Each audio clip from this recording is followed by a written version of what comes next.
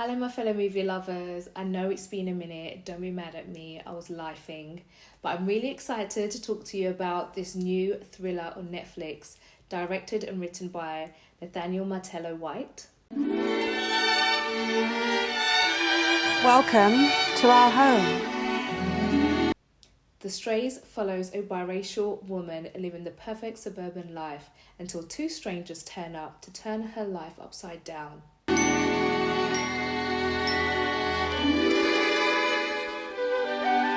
Right, let's get straight into it. This film, The Strays, was shot so beautifully, but I feel like that's actually quite perfect in contrast to the story that is being told, because actually this perfect scene, the perfect set, the perfect film, and actually this woman's pretending, and behind it all there's this ugliness.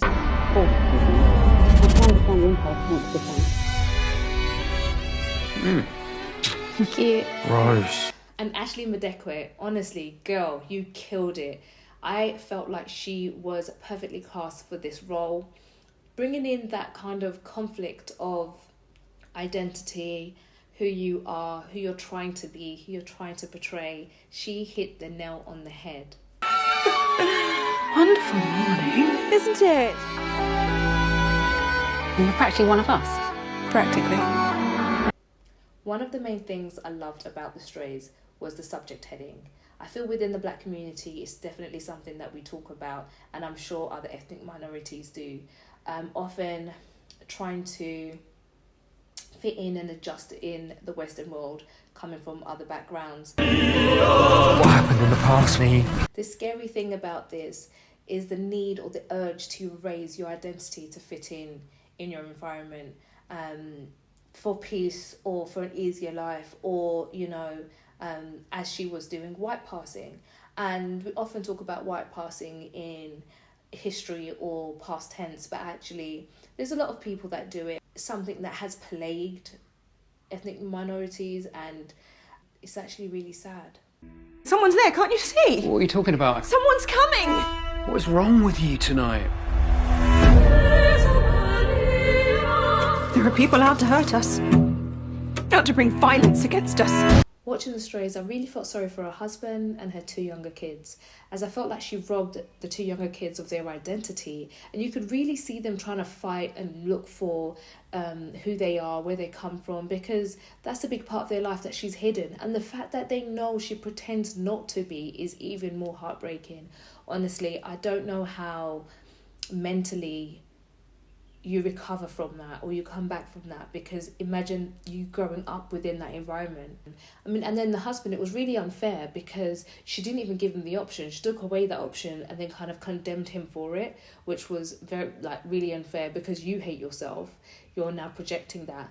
I just thought it was really sad and heartbreaking, and great performances from Dion and Carl as well. Like, they really played that weird psycho.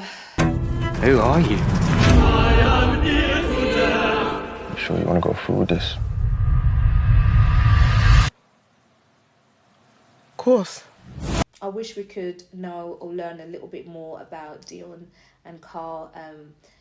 Maybe there's a part 2 to it, but I just feel like their characters were so strong that maybe they deserved a little bit more background.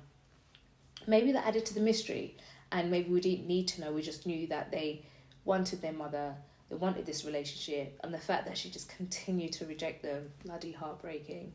The climatic reunion scene was my favourite.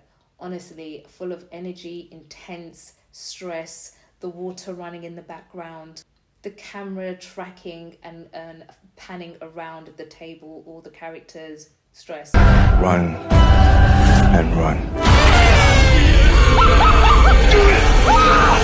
The gym scene, I hope the dad's okay. I mean, that's just me wishful thinking, without giving too much away. But that scene was horrific because it left your imagination creating what actually happened or the outcome. What kind of messed up game are you playing? Even though she was biracial in this environment, she still tried to erase or whitewash herself. She still didn't internally fit in to this new environment that she was trying to be a part of. Are you alright? I'm fine.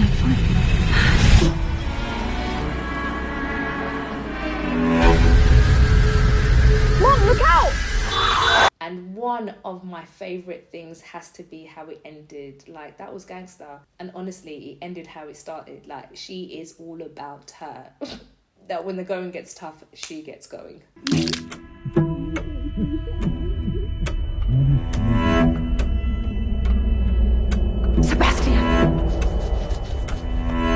And the scene that made me smile was when the national anthem was played.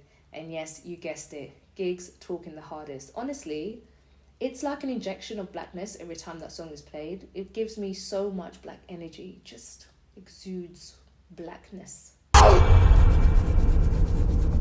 perfect film to dissect and have those conversations about microaggressions, about identity, about fitting in. And I give this film a Rachael RnR rating of 7 out of 10. Thanks for watching my review of The Strays.